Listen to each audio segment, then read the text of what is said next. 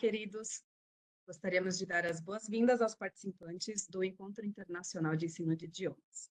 Somos a equipe de coordenação da CUT, que coordena os cursos de tradução e ensino de idiomas junto à Faculdade Forte. Eu sou a Carol Santiago e gostaria de apresentar a vocês o coordenador, professor José Luis Sánchez. Obrigado, Carol. Olá, bem-vindos. Eu queria agradecer a participação de todos vocês, também dos palestrantes e dos parceiros, editoras, todas as editoras que estão apoiando este evento. Temos 4 salas. Vocês vão poder escolher a sala de espanhol, a sala de inglês, a sala de português como língua estrangeira, que a gente inicia agora também um curso disso, e temos também a sala geral, uma sala geral. Vocês podem ir de uma sala para outra sem problema nenhum, dependendo do seu interesse. Queria apresentar para vocês também a coordenadora Meritxell Almarza, que coordena comigo na Forte, na CULT, nós somos a CULT, que coordena os cursos de tradução e de ensino de línguas. Oi, tudo bem com vocês? Queria lembrar que na Faculdade Forte coordenamos cursos de ensino de língua inglesa, ensino de língua espanhola, vamos começar também ensino de língua portuguesa como língua estrangeira. E, além disso, temos cursos de pós-graduação em tradução e graduação também em tradução. No próximo mês começam já os cursos de ensino de língua inglesa, em parceria com a BRIT, que é uma instituição dos Estados Unidos de ensino, de formação de professores de inglês, e o curso de ensino de espanhol, em parceria com o Instituto Cervantes, que está hoje aqui também. Tem toda a informação no site cultforte.com.br, cultforte com ph.com.br. Curtam o evento, aproveitem. Até mais. Tchau, tchau.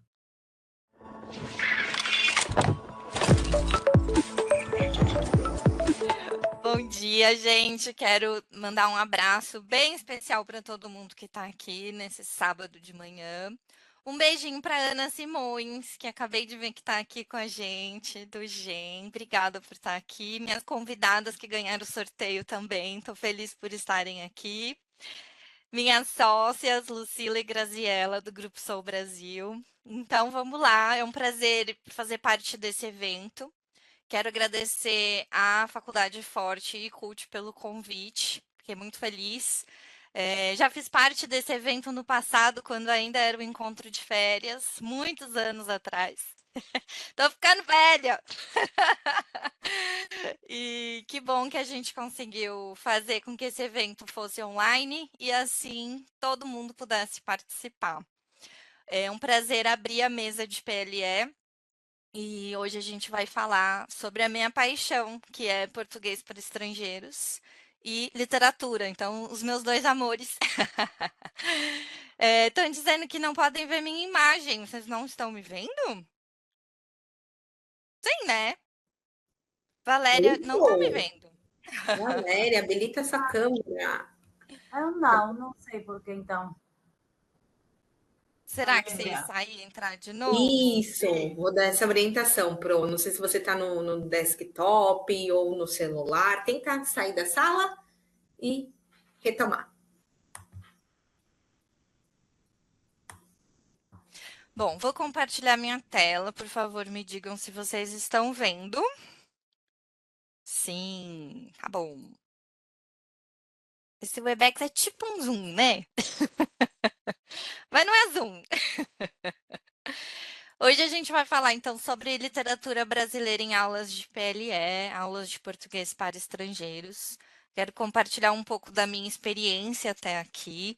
Mas antes, acho que vale a pena eu me apresentar para quem ainda não me conhece. Muito prazer, eu sou a Camila, professora Camila.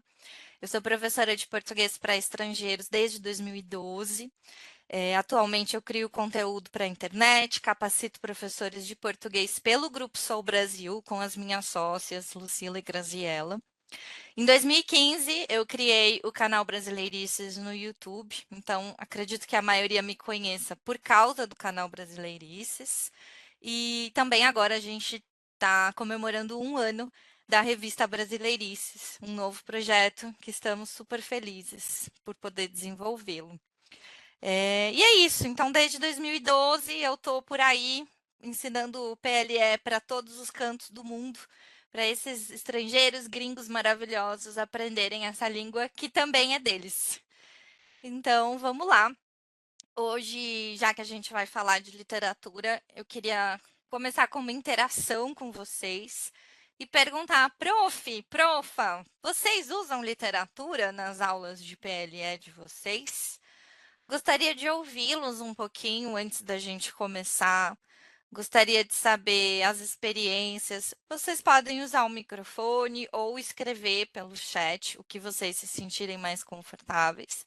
Mas gostaria de saber um pouco o que vocês já tiveram de experiência que funcionou, o que não funcionou, que tipo de texto, talvez alguma recomendação de um autor, um conto, um poema.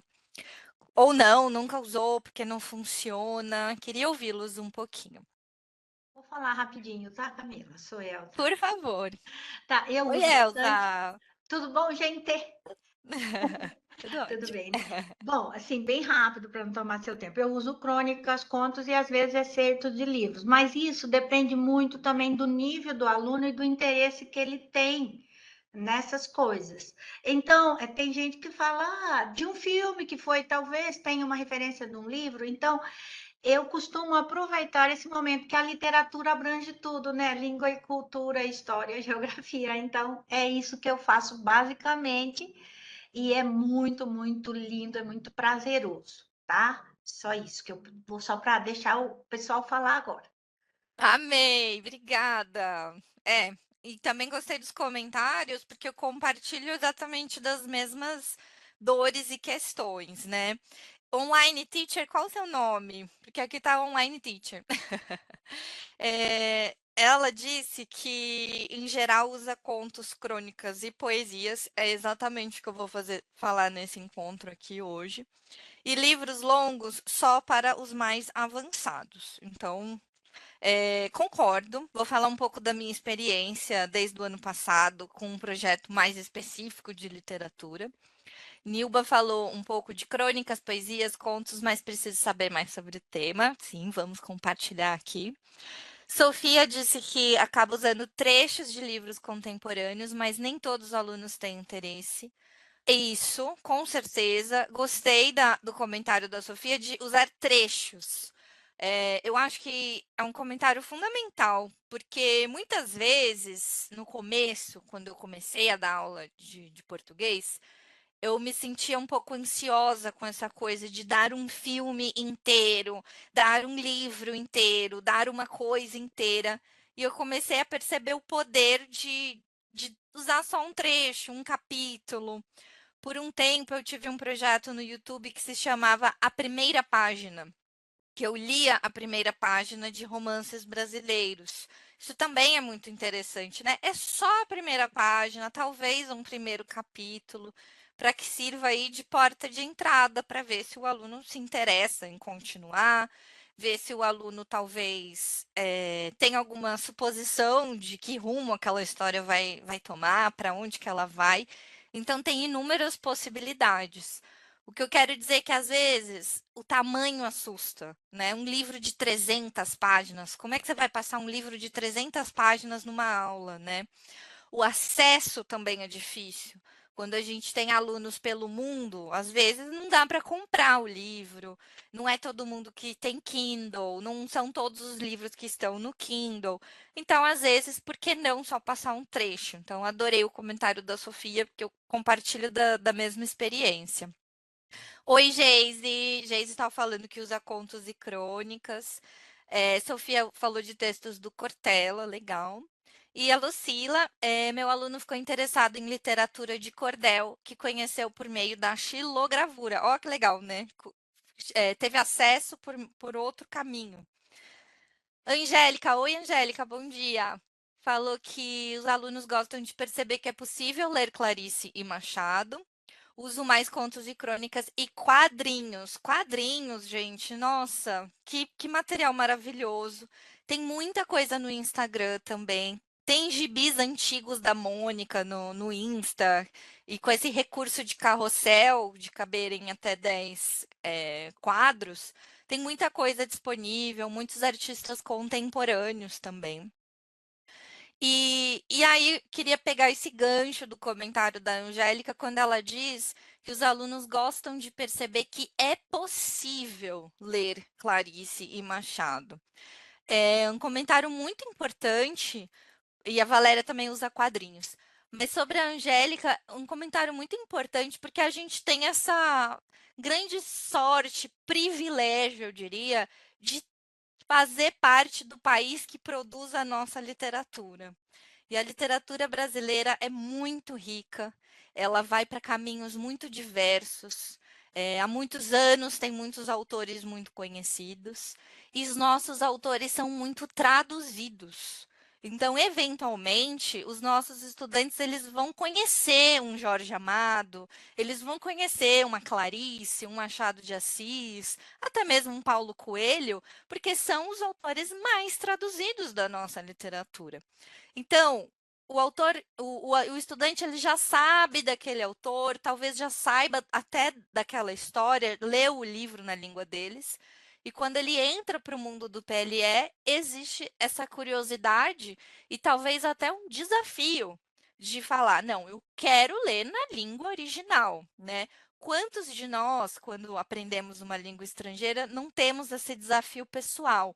Eu vou ler aquele autor na língua original. E se sentir capaz de fazer isso, ver que é possível, é muito legal, muito interessante. Por isso, mais uma vez, o poder dos contos e das crônicas, que é o que a gente vai falar no nosso encontro hoje, que não é um livro de 300 páginas, é uma leitura de 10, 15 páginas. Então, dá aquele up, aquele ânimo no nosso estudante, que muitas vezes ele precisa. Bom, e aí, né, fiz alguma listagem possível, pensei em alguns pontos aqui de por que que a gente usa ou deveria usar a literatura nas aulas. Se vocês tiverem mais pontos positivos a acrescentar, eu agradeço que escrevam aqui no chat. Mas, da minha experiência, o uso da literatura em aulas estimula o pensamento crítico, vai ser uma prática reflexiva sobre a língua-alvo, né? Pensar a língua, que é muito interessante. Vai explorar a abordagem intercultural, práticas cognitivas, estéticas e sociais. Amplia o conhecimento do aluno sobre autores brasileiros ou de língua portuguesa. Tem um aluno francês agora que decidiu ler Mia Couto. Eu fiquei tão orgulhosa dele, porque não é fácil, né? E é todo um universo. Ler Mia Couto é descobrir um novo universo. E ele tá amando, tá funcionando super bem. Vai abrir portas, né, para o mundo lusófono, obviamente. Temos uma literatura lusófona muito, muito importante, muito estudada também. E põe em prática habilidades e atividades de leitura, pronúncia, interpretação de texto e, inclusive, produção textual. Hoje eu vou dar uma sugestão de uma atividade para vocês que eu tentei englobar a produção textual também nela e tentar fazer uma aula o mais completa possível, que abranja várias habilidades. E aí, senti que foi um comentário unânime aqui de qual gênero literário a gente tem que escolher para o nosso estudante. Bom, contos e crônicas, eu acho que são os melhores. A gente também tem esse privilégio de ter grandes contistas e cronistas no Brasil. Os nossos autores da nossa literatura, eles se sentem muito confortáveis nesses dois gêneros, né? E a crônica é muito brasileira. Inclusive, já falei sobre crônica com estudantes de outros países e tem alunos que não entendem o que é uma crônica. Mas o que é crônica? Eu não entendo, não tem crônica na literatura do meu país. E, para mim, é a coisa mais brasileira que existe em termos de literatura. Essa mistura de ficção com realidade, essa mistura de jornalismo com literatura, e também algo que vá para um termo mais cômico também. Nossa, os nossos autores são muito confortáveis com a crônica. Também a facilidade do acesso a crônicas. Crônicas são publicadas em jornais, hoje na internet, em blogs, até mesmo nas redes sociais. Então, o acesso é muito fácil. A crônica ela vai falar muito sobre o tempo atual, sobre o que está acontecendo agora, no mundo de agora. Então, sem dúvida, é uma ferramenta poderosíssima. Então, para mim, da minha experiência, contos e crônicas são os melhores gêneros literários para serem abordados nas aulas. Também por serem leituras mais curtas, dá um gás para o aluno, né? Um estímulo. Ai, são só 15 páginas, vamos, eu vou conseguir. E também porque se aproxima do cotidiano, no caso especial da crônica, né? Que vai fazer essa mistura do jornalismo com a literatura. Também temos o caso de poemas. Bom, poema já vai ser uma leitura, né, que vai exigir certas habilidades diferentes do nosso estudante. Falamos aqui no começo sobre essa certa resistência do nosso estudante de querer ler literatura. Então, primeiro a gente tem que sondar o interesse, né? Será que esse aluno gosta de ler? Será que ele gosta de literatura na língua dele, literatura no geral? Qual estilo ele gosta mais? O que vai fazer mais sentido ali para ele? Certas nacionalidades gostam muito mais de literatura e tem já essa tradição de estudar literatura ao estudar uma língua estrangeira. Uma experiência com russos geralmente é de gostarem muito de literatura. Também são os russos, né, gente? A literatura deles é muito importante. Mas as minhas alunas russas sempre tiveram uma relação muito importante. Tenho alunas chinesas também que têm uma relação muito importante com poesia, com os poemas. Então, a gente sabe que é mais complexo, mas os poemas eles podem ser uma prática muito interessante dentro ali do seu plano de aula para praticar a pronúncia, a cadência, o ritmo, a musiquinha do português, especialmente poemas que têm rima. Então, pode ser uma atividade complementar e muito interessante. Bom, e aí onde que encontra? Onde encontrar literatura? Meu Deus! Essa pode ser uma dificuldade muito grande para quem está fora do Brasil. Eu não sei até que ponto as livrarias do mundo afora têm literatura brasileira em português. Inclusive, essa semana, um seguidor do Brasileirices me mandou uma mensagem. Ele é de algum país da América do Sul. Eu acho que Colômbia, mas eu não tenho certeza. E ele me mandou uma mensagem pedindo dicas, porque ele queria fazer um café literário lá na cidade dele, em português. E aí, como é que faz? Por onde que começa, né? E a primeira pergunta que eu fiz para ele foi sobre o acesso dos livros, que eu acho que é uma pergunta importante, né? Antes até de perguntar o nível de português, se são estudantes mais avançados, mais intermediários, eu queria saber se tem como conseguir esses livros, né? Então, ele me disse que sim, que seria numa livraria e tal. Então, isso é interessante também. E o professor ter esse cuidado de escolher obras que estejam acessíveis, que estejam por aí, para o estudante não ter que sair comprando um monte de livro também, porque isso pode ser um impedimento para eles. Aqui, acredito que esse material será compartilhado.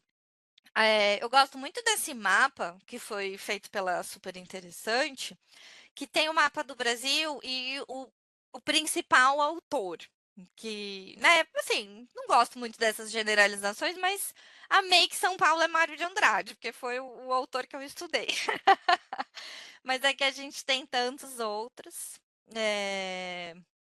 Sofia, estou um pouco ansiosa desde. Calma, Sofia, eu já vou chegar lá. Calminha, eu já vou dar exemplos. Não se preocupe que a gente vai chegar lá. Então, aqui vários nomes de autores. Aqui a lista está mais resumida. São só sugestões, obviamente. O que eu gosto muito dessa lista, que acho que faz sentido uma reflexão muito importante. Durante esse encontro, eu vou falar para vocês sobre a minha experiência no clube de literatura que eu organizo. E o que é interessante é um cuidado que eu tenho. Sair do eixo Rio-São Paulo, que é importantíssimo. Então, e não só eixo Rio-São Paulo, mas as épocas, os estilos, um autor mais antigo, outro mais contemporâneo, autores vivos, também é algo importante de se mencionar. Então, nossa, é um desafio, mas é fundamental que a gente pegue pessoas de lugares diferentes. Isso é importante porque é um gancho para o seu estudante também conhecer o Brasil, né? Então, é uma porta de entrada interessante. Aqui está a lista mais resumidinha. E aí, sugestões de sites. Aí, Sofia, essa aqui é para você. Onde que a gente encontra literatura que não seja na livraria e na biblioteca? Provavelmente vocês conhecem o portal da Crônica Brasileira. Se não conhecem, tá aqui um motivo para conhecerem. Aqui tem crônicas de grandes autores brasileiros, então vocês vão poder acessar. Eu uso bastante nas minhas aulas esse site. O domínio público, obviamente, né? Tudo que entrou em domínio está lá. A revista Bula é uma revista que eu gosto muito e que fala sobre literatura, jornalismo cultural. Então, tem muito texto disponível, contos e crônicas aqui. Também existe o site Conto Brasileiro, contobrasileiro.com.br, provavelmente. Tem muitos contos lá. E não deixem de explorar o Spotify e YouTube, porque tem muito, muito, muito conteúdo de literatura. Tanto os chamados booktubers, que são as pessoas que se dedicam a falar sobre literatura na internet, que é um conteúdo perfeito para as aulas e que a gente usa muito no clube, mas também pessoas que fazem a leitura do texto. Então, de repente você quer passar um conto para um estudante, dá uma olhadinha no YouTube e no Spotify antes para ver se tem alguém lendo esse conto. Eu sempre passo o texto escrito e o áudio para os meus alunos, porque é uma maneira de praticar diferente. Então, procurem. Bom, e aí, finalmente, eu vou falar sobre o Clube de Literatura Brasileira para vocês. Vou dar várias sugestões de contos e primeiro vou explicar como que funciona esse clube. O Clube de Literatura são encontros online que acontecem sempre uma vez por mês, atualmente a primeira sexta-feira do mês, então a gente se encontrou ontem, e a duração de cada aula é de 1h30. O material do clube sempre é enviado por e-mail e nesse material eu tenho cuidado de fazer uma leitura bem detalhada e incluir notas de rodapé para os meus estudantes, não com um monte de nota e que a leitura fique cansativa, mas uma expressão, uma gíria, um objeto que eu possa colocar o hiperlink do Google Imagens. E, no geral, eles gostam muito dessas notas de rodapé. Eles sempre agradecem muito, porque eu coloco palavras que eu sei que eles vão ter uma certa dificuldade. Lembrando que, para participar do clube, são estudantes a partir do nível intermediário. Então, eu não tenho clube para básicos, mas seria uma possibilidade de fazer um clube para básicos, talvez com literatura infantil. É algo que eu ainda estou pensando sobre. Mas não pensem que literatura é só para aluno avançado. Isso não é verdade. A gente consegue fazer de tudo. Nesse material complementar, então, eu faço um pequeno resumo de quem é aquele autor. Tem muitos links nesse material, porque eu coloco materiais complementares, entrevista do autor, a opinião, resenha de algum booktuber da internet e também perguntas norteadoras. Então, antes do encontro do clube, eles já sabem as perguntas mais ou menos que a gente vai discutir ali, para que ele possa pensar um pouco a respeito e chegar na aula um pouco mais preparado, já que a aula é curta, né? Só uma aula e 1h30. Exclusivamente no clube, nós discutimos contos e crônicas de autores brasileiros, já que é o Clube de Literatura Brasileira. Eu vou mostrar para vocês quais autores a gente já trabalhou e todos esses textos já foram utilizados por mim. Eu recomendo fortemente que vocês também usem nas aulas de vocês. Quem quiser mais informações sobre o clube, é só entrar no site, inclusive recomendar para estudantes. O clube nasceu ano passado, em agosto, então nós tivemos encontros em agosto, setembro, outubro, novembro, dezembro. O primeiro texto é óbvio que foi Clarice Lispector. Eu queria muito iniciar o encontro com Clarice, que é uma grande para nós. Escolhi o conto Felicidade Clandestina. Tem muito material no YouTube de leituras de contos da Clarice, daquela atriz Araci. Eu nunca sei falar o sobrenome dela. Balabarian. E assim, é uma grande atriz, né? Então a leitura dela é simplesmente perfeita. Então tem muitos contos da Clarice Lispector lidos por ela. Eu recomendo que vocês procurem no YouTube. Então, um conto da Clarice, achei significativo iniciar esse projeto com uma autora que não nasceu no Brasil, mas que se considerou brasileira a vida toda. Acho que é incrível a Clarice ser uma pessoa de uma família estrangeira e virar grande autora brasileira em português, português do Brasil, falar sobre a cultura brasileira. Então, achei simbólico começar por ela, também por uma mulher.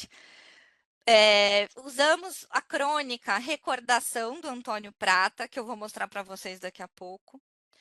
A crônica O Lixo, do Luiz Fernando Veríssimo. Muitos estudantes conhecem Luiz Fernando Veríssimo, porque são crônicas mais leves, cômicas. É o nosso grande autor dessa vertente mais da comédia. Sofia falou maravilhoso, ele é maravilhoso mesmo, e tem muita coisa produzida. Bom, gente, aí eu fiz um laboratório. Falei, será? Será que eu coloco Machado? O que eu faço? Falei, vou tentar. Não foi a melhor aula do clube, mas o tempo inteiro eu peguei na mão dos estudantes que estavam lá e falei, vamos juntos, a gente vai conseguir. E eu o tempo todo falava, e no final dessa aula, dessa experiência, você vai dizer de peito cheio, eu li Machado de Assis, eu li o maior escritor da literatura brasileira. Escolhi o conto A Cartomante. A história não é tão complexa em termos de muitos personagens, muitos lugares, é uma narrativa mais simples. Foi um desafio por causa do vocabulário, né? Muita palavra que já ninguém usa mais, que não existe, mas a gente conseguiu. Não recomendo que vocês usem, sendo totalmente sincera. Não sei se vale a pena, assim, num clube de alunos intermediários, mas um aluno mais avançado, mais interessado em literatura, sem dúvida. Eu já tive estudantes acadêmicos desse perfil que estudaram a Divina Comédia, Dom Quixote. Então faz sentido eu passar um cânone como Machado. Mas com cuidado, atenção e de acordo com o interesse dos seus estudantes. E a gente também estudou Carolina Maria de Jesus, Quarto de Despejo. É um livro diário inteiro. Então, eu não passei o livro inteiro, eu passei a primeira parte do diário. Então, foi assim que a gente se organizou. Recomendo muito também, porque vejam que a gente tem aqui temáticas diferentes. Felicidade Clandestina, uma história que se passa em Recife, que fala muito da infância, da inveja, de uma menina que tem um livro e que ela pega da amiga. Recordação já vai ser uma história passada em São Paulo, com um taxista em São Paulo. O Lixo, um escritor do Sul, como Luiz Fernando Veríssimo, a história entre dois vizinhos, é uma crônica. Enfim, tive esse cuidado de tentar pegar pessoas de épocas diferentes, falando sobre coisas diferentes, gêneros diferentes, porque é um encontro mensal. Se a gente está sempre falando da mesma coisa, pode ficar um pouco chato, né? Então, esse ano a gente já trabalhou, antes do Baile Verde, da incrível Lígia Fagundes Telles, um conto sobre carnaval. Então, essa coisa de data também é interessante, né? Esse encontro aconteceu em fevereiro. Então, eu tive esse cuidado de pegar um texto que dialogue com o momento atual. Lígia Fagundes Telles é uma das nossas maiores contistas do país. Então, eu recomendo fortemente tudo que a Lígia produz, porque eu gosto muito. E esse conto, especialmente, um conto que fala muito sobre desigualdade social, sobre o carnaval, sobre escolhas da vida adulta. O começo dele é mais difícil, mas do meio para o final fica mais tranquilo. E ontem a gente leu uma crônica-reportagem da Eliane Brum, que é, na minha opinião, a maior jornalista do país. E a gente leu essa crônica-reportagem do livro A Vida que Ninguém Vê. Na verdade, nós lemos a crônica chamada Dona Maria Tem Olhos Brilhantes, que eu recomendo fortemente para vocês. É uma história linda. E a proposta desse livro é contar a história de anônimos, contar a história de pessoas normais, pessoas que estão na rua e que, no geral, o jornalismo tradicional não tem interesse de conhecer a vida dessas pessoas. Em abril, vamos ler Espiral, do Giovanni Martins. Giovanni Martins é um escritor que foi uma grande revelação em 2018, 2017, um escritor da favela carioca, que estudou até a 8ª série e que foi um boom literário, traduzido para mais de 10 línguas, 8 línguas, e que hoje é muito conhecido, e que fala muito sobre a vida de dentro de uma favela carioca, a desigualdade social, todos esses temas que são muito pertinentes. Milton Ratum será o próximo em maio. A gente vai falar numa história que se passa no Amazonas, que tem relação com a comunidade japonesa. Se você tem um estudante japonês um pouco mais intermediário, esse texto, olha, chorei. É maravilhoso, recomendo muito. E é óbvio que em junho a gente vai tentar se aproximar da temática do São João, da festa junina. Então, nós vamos ler Raquel de Queiroz com esse texto, São João, uma crônica. Bom, tem uma proposta de sequência didática aqui para vocês. Esse material será compartilhado, então vocês podem ver depois. Eu inicio essa sequência didática perguntando se o meu estudante tem alguma recordação da infância. Qual recordação? O tema dessa aula é recordações, prática dos pretéritos, o que ele tem para compartilhar de uma memória importante, lembranças físicas, souvenirs, lembrancinhas e memórias. Então, a gente inicia essa discussão perguntando se ele tem recordações da infância. Obviamente, a gente vai ver se ele consegue transitar bem entre os dois pretéritos, perfeito e imperfeito, ao contar uma história. Pergunto também se aquele estudante ou aquele grupo viaja, se quando viaja costuma comprar as famosas lembrancinhas. Quais lembrancinhas são essas? Um chaveiro, uma camiseta, uma comida? O que você compra? E qual souvenir do seu país você poderia dar de presente para um brasileiro? Aí é muito interessante, eles começam a pensar, o que a gente dá? O que o brasileiro dá? A cachaça, e etc. E aí, por fim, vai ser uma aula sobre fotos, que eu pergunto se você guarda muitas fotos de recordação e se existe alguma foto especial para ele.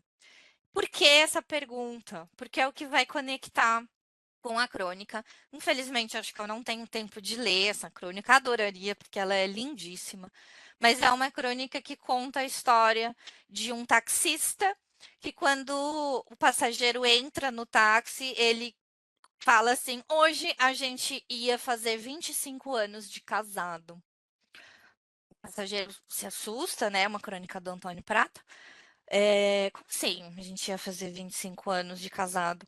E aí toda aquela questão do taxista brasileiro que fala, e conta história, e compartilha.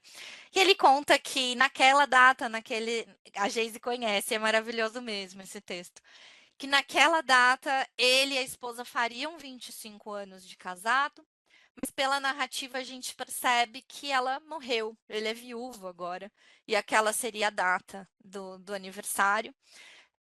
Existe uma foto ali no táxi que ele mostra, e é uma foto meio misteriosa, que ninguém entende, porque é a foto de um bar, tem várias pessoas na mesa. E aí ele conta a história daquela foto, que na verdade é a foto do dia exato que eles se conheceram.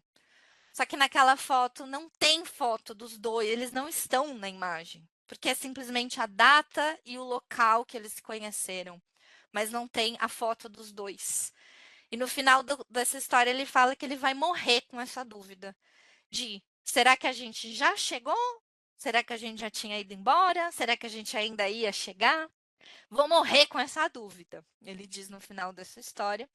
E durante essa história ele diz que uma das grandes frustrações dele é que ele não tem fotos da esposa. Sim, você não tem fotos da esposa. Impossível? 25 anos de casado? Não, sabe o que que é? É que eu não tenho fotos da minha esposa fazendo as coisas dela. Eu tenho foto dela toda arrumada no casamento da nossa filha, mas eu não tenho foto dela sentada no sofá assistindo novela. E eu sinto muita saudade dela e eu queria relembrar esses momentos dela nessas situações normais e não no jet ski, numa represa em São Paulo ou ali num casamento. É um texto lindo, curtinho, gente, bem curtinho. E para deixar sua aula ainda mais completa, além do texto, também tem vídeo. Ê! Esse texto ele foi publicado pela Folha de São Paulo e na época que saiu foi um dos primeiros virais assim do Facebook. E foi tão famoso que a Folha decidiu fazer um mini filminho. E aí tá a história completinha aqui. Ela é a passageira entrando no táxi, mostra um pouco de São Paulo, a realidade de São Paulo, o trânsito de São Paulo. E aí, a partir dessa história, eu tenho algumas sugestões de como essa aula pode seguir. Exemplos. Agora é sua vez de falar sobre as viagens que você fez, já que a gente está falando sobre fotos de recordação. Tenho aqui 4 lugares do Brasil. Seu estudante vai imaginar que foi para esses lugares e contar como foi a viagem. Com quem você foi, o que você fez, o que você comeu, quais lugares você visitou, etc. Pode ser essas fotos, mas também pode ser uma foto real do estudante. Então, já que a gente está falando de fotos, um exercício oral, um exercício escrito, vai depender aí do que você quer praticar. Quer praticar poema? Ainda sobre essa temática do tempo. O 666 do Quintana. A vida é uns deveres que nós trouxemos para fazer em casa. Quando se vê, já são 6 horas. Há tempo. Quando se vê, já é sexta-feira. Quando se vê, passaram 60 anos. Agora é tarde demais para ser reprovado. E se me dessem um dia, uma oportunidade, eu nem olhava o relógio, seguia sempre em frente e iria jogando pelo caminho a casca dourada e inútil das horas. Um aluno mais intermediário vai poder captar bem. Várias coisas aqui podem ser praticadas, é só uma sugestão. Pode ser uma tarefa também para o aluno ler e depois dizer o que entendeu. E trava-línguas, ó, o tempo perguntou para o tempo quanto tempo o tempo tem. O tempo respondeu para o tempo que o tempo tem, o tempo que o tempo tem. Qual o objetivo de pronúncia aqui desse trava-línguas? Pronunciar o tem de sorriso. Muitos vão falar tempo. Então, por que não? Tempo, tem, quanto tempo ele tem. E esse daqui é um aluno mais chegando no intermediário, vai compreender super bem. Já estou finalizando, sei que eu já estou no tempo. Também tenho uma sugestão de atividade escrita. Esse exercício foi retirado do meu e-book, Exercícios de Escrita para Aulas de PLE. É um e-book com 50 exercícios de atividades escritas de vários níveis para as aulas de PLE. E a minha sugestão, ainda sobre esse tema de fotos e recordações, qual foi a última foto que você tirou com seu celular? Escreva uma legenda. Gente, uma legenda, não é um texto inteiro. Então, também para vocês perceberem que uma atividade escrita não precisa ser um selfie brase, uma página inteira, uma legenda, um comentário, 3 linhas. Então, pode ser uma sugestão para alunos não tão avançados. Ou imagine que se passaram 20 anos, muita coisa mudou. O que seu eu do futuro diria para o seu eu de agora? Escreva uma carta. Que a gente tem algumas sugestões de atividades a partir de um texto literário. Mais exemplos. Veja a imagem abaixo e imagine o que aconteceu de errado nos planos dessa pessoa. Escreva uma história de 3 parágrafos, né? A expectativa era conhecer Noronha e ter esse visual, mas quando chegou, vixe, algo deu errado. Então, aqui eu estou trazendo 3 atividades, 3 exemplos e sugestões de atividades escritas para a gente conseguir praticar todas as habilidades. Corri no final, porque eu só tinha 40 minutos, mas acho que eu consegui falar tudo. Também convido vocês a conhecerem a revista Brasileirices. A gente acabou de completar 1 ano da revista. E quem está aqui com a gente tem esse cupom de 50%. É só escrever forte com PH no momento do de fazer o pagamento. As 5 edições, então, estão com esse desconto. O valor cheio é R$ 12,90, então com o desconto sai 6 e pouquinho. Para quem quiser aproveitar e conhecer a nossa revista. Agradeço muito, muito obrigada a todos vocês. Aqui estão meus contatos, o @ do canal Brasileirices também. Muito obrigada pela oportunidade. Um bom evento para vocês, porque está só começando, né?